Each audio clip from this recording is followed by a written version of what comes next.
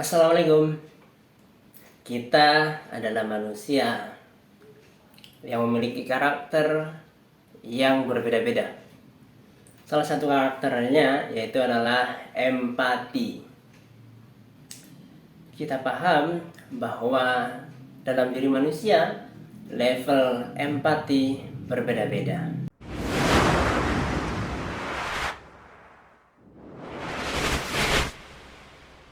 Seorang penulis buku tentang karakter bestseller tidak hanya di negaranya tapi juga dalam lingkup dunia. Beliau bernama Thomas Lincona. Dalam bukunya beliau menuliskan berbagai karakter penting yang harus dimiliki oleh manusia. Salah satu karakternya itu adalah empati. Dalam bukunya Educating for Character, seorang guru memiliki tugas untuk menemani peserta didik memiliki karakter empati di dalam dirinya. Tujuannya adalah untuk memberikan pengalaman kepada mereka tentang perasaan. Bukan hanya perasaan yang ada dalam dirinya, tapi juga perasaan yang ada di dalam diri teman-teman yang ada di sekitarnya. Dengan menghadirkan pengalaman, peserta didik merasakan empati yang berbeda dalam dirinya. Empati yang dimiliki oleh temannya. Sehingga apa? Sehingga seakan-akan dia bisa merasakan empati di luar dirinya. Dia bisa merasakan bagaimana perasaan orang yang berada di sekitarnya. Dalam video sebelumnya kita telah melihat ya, untuk yang belum bisa disimak, ada seorang anak yang memiliki empati di atas rata-rata manusia pada umumnya. Lantas pertanyaan yang muncul, bagaimana cara untuk memunculkan empati tersebut? Pertama, dengan cara memahami perasaan yang ada di dalam dirinya terlebih dahulu. Pastikan memahami dengan benar. Misalnya, ada seorang anak, dia menaiki sepeda, lalu dia terjatuh, lalu dia merasa kesakitan. Maka biarkan rasa sakit itu dalam beberapa waktu. Biarkan anak tersebut merasakan rasa sakit. Biarkanlah dia merasakan rasa sakit yang ada di dalam dirinya. Biarkan dia berkenalan dengan yang namanya rasa sakit itu. Kalau misalnya ada orang dewasa yang berada di sekitarnya, maka tugas orang dewasa, orang remaja ataupun orang tua ataupun guru dan siapapun itu, tugasnya adalah untuk memupuk rasa sakit yang mulai muncul, sehingga rasa sakit yang ada di dalam dirinya itu bisa dirasakan dengan baik. Mungkin bisa ditanya untuk memberikan penguatan. Bagian mana yang sakit? Bagian mana yang mungkin perlu diberikan obat? Bisa juga orang dewasa di sekitarnya memberikan pertolongan.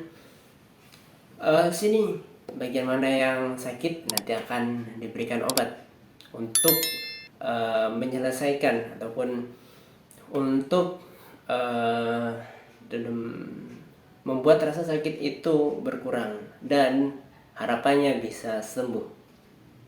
Itu bisa membantu dirinya untuk lebih mengenal yang namanya rasa sakit itu. Contoh lainnya adalah ketika dia menangis ya. Ketika dia menangis, biarkanlah anak tersebut menangis. Karena apa? Karena air mata yang keluar dalam anak tersebut sesungguhnya itu merupakan satu indikasi dia sedang belajar untuk memahami rasa yang ada di dalam dirinya. Ketika dia menangis, maka itu adalah suatu pembelajaran yang baik.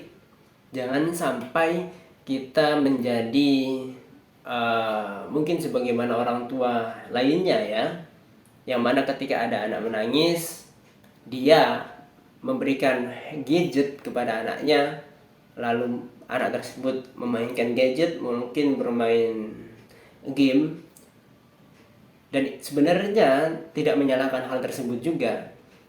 Dalam hal waktu yang dekat, dalam hal waktu yang singkat, itu dapat membuat seorang anak berhenti menangis.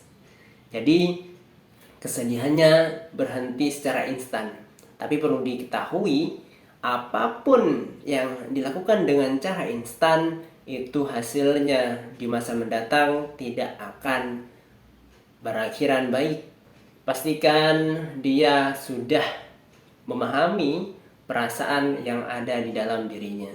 Lantas yang kedua adalah bagaimana dia bisa membaca, dia bisa mengetahui kondisi dari perasaan orang lain, ya, sebagaimana yang disampaikan oleh Likona sebelumnya. Ini merupakan tahap selanjutnya yang mana kita sudah selesai, kita sudah clear untuk memberikan fondasi kepada seseorang untuk mengetahui karakter empati, yaitu adalah kita dapat membaca dan mengetahui bagaimana perasaan yang dimiliki oleh orang lainnya.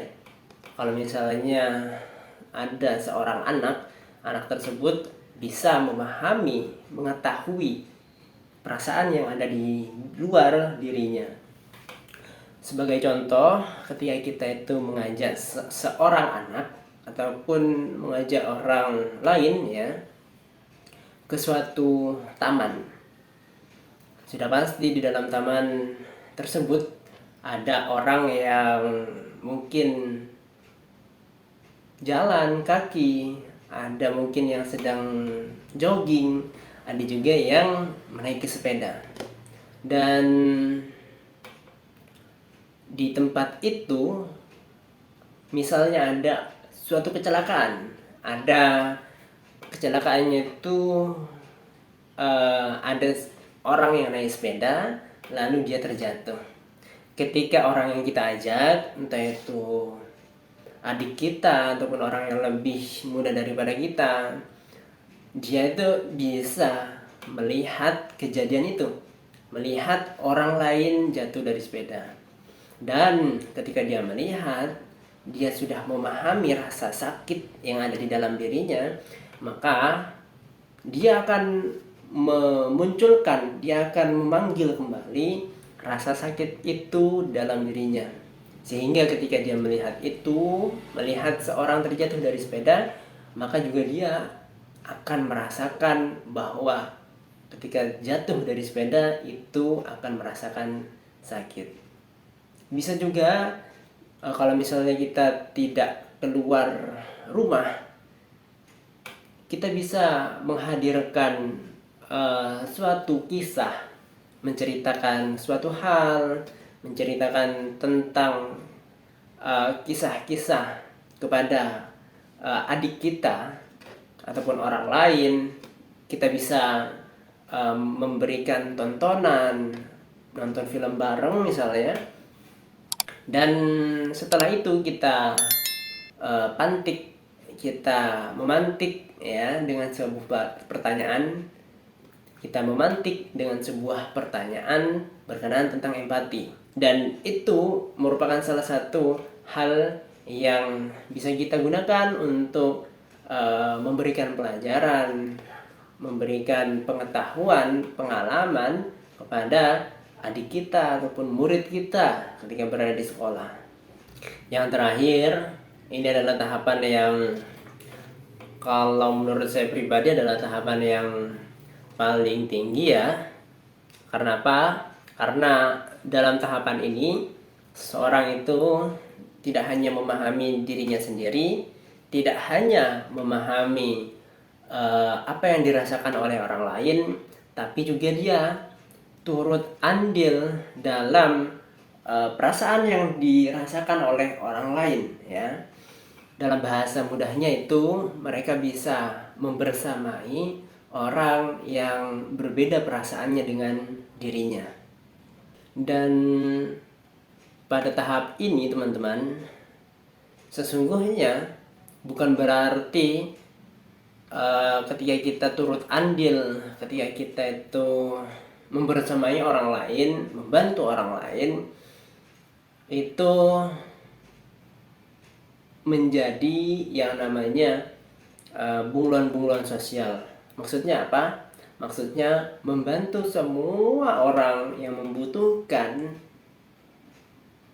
yang tujuannya adalah untuk membuat orang lain terkesima terhadap kita, atau membuat kita melakukan sesuatu karena ingin dipuji oleh orang lain, sehingga kita menjadi bunglon-bunglon sosial. Jangan sampai hal tersebut terjadi, karena ketika kita melakukan membersamai orang lain, kita membantu orang lain, maka sejatinya jadilah diri sendiri. Karena saya yakin setiap orang itu memiliki level yang berbeda-beda di dalam dirinya, memiliki tingkatan dalam hal berempati kepada orang lain yang berbeda-beda. Karena sejatinya di dalam kita memberikan empati terhadap orang lain itu dalam beberapa penelitian tidak membutuhkan sedikit energi yang perlu kita keluarkan. Jadi banyak energi yang kita keluarkan ketika kita itu berempati dengan orang lain. Kita tidak membicarakan tentang introvert atau extrovert ya, karena sudah jelas hal tersebut berbeda. Jadi secara umum ketika kita itu berempati terhadap orang lain, itu membuat kita mengeluarkan energi yang lumayan banyak. Namun kabar baiknya selalu ada pilihan dalam membantu orang lain ya. Selalu ada pilihan dalam membantu orang lain.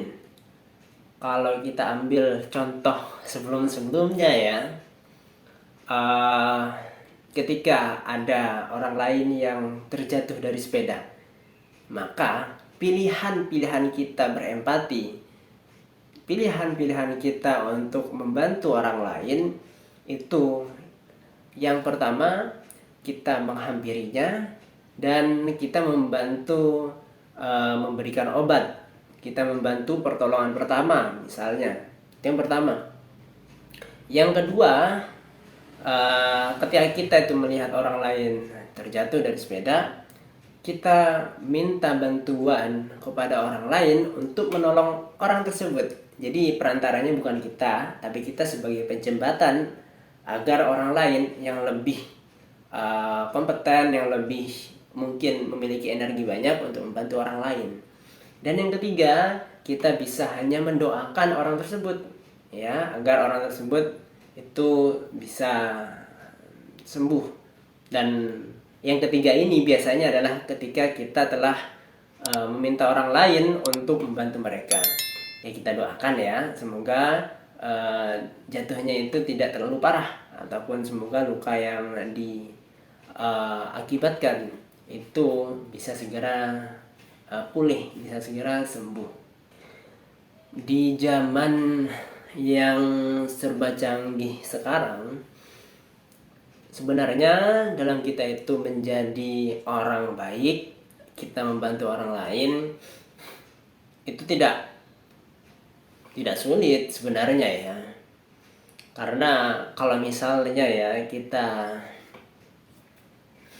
scroll media sosial, kita melihat di media sosial, entah itu di Reels ataupun di short YouTube, itu sudah mulai banyak orang memberikan bantuan bukan dengan cara dia membantu secara langsung ya, tapi dia merekam, dia mengambil video. Dari video yang pernah saya lihat itu ada kakek-kakek yang berdagang suatu makanan, dan sepertinya pada saat itu beliau eh, sedikit yang membeli, bahkan tidak laris dagangannya, tidak ada yang membeli. Lalu ada orang dermawan yang menghampirinya dan mengambil video dari kakek-kakek itu. Setelah dia membeli, dia merekam dan dia mengupload di media sosial, sehingga yang terjadi adalah memunculkan banyak empati dari orang lain. Banyak orang yang like, banyak orang yang berkomentar di mana tempatnya gitu. Oh, itu adalah kakek-kakek yang menjualan di dekat kampus saya gitu. Ada yang mengkomen seperti itu. Ada juga yang mengkomen sebenarnya itu enak dagangannya, tapi si kakek-kakek itu memang tidak terlalu populer diketahui oleh orang lain. Dengan adanya video itu, maka video itu akan menjadi lebih banyak diketahui oleh orang lain dan menjadi viral. Sehingga apa? Sehingga dagangan dari kakek-kakek itu bisa lebih banyak yang membeli, bahkan dagangannya itu menjadi laris manis. Terima kasih kepada yang sudah menonton video ini sampai detik ini ya, karena menonton suatu video itu merupakan salah satu bentuk empati kita kepada orang lain, yang mana itu juga akan bernilai baik untuk dirinya dan juga untuk orang lain. Sekecil apapun empati yang ada di dalam diri kita, walaupun hanya sekecilnya sekecil apapun ya, harapannya memang dipupuk terus di dalam diri kita. Dan perlu diketahui, ketika kita itu membantu orang lain, maka sejatinya kita juga akan dibantu oleh orang lain. Mungkin tidak hari ini ya, tidak secara langsung, tapi beberapa pekan yang akan datang, beberapa bulan yang akan datang, beberapa tahun yang akan datang, ataupun kelak ketika kita telah tidak ada di dunia ini, maka kebaikan itu pasti akan kembali kepada kita. Sekian, selamat berempati kepada orang-orang di sekitar. Bertemu di video lainnya. Assalamualaikum warahmatullahi wabarakatuh.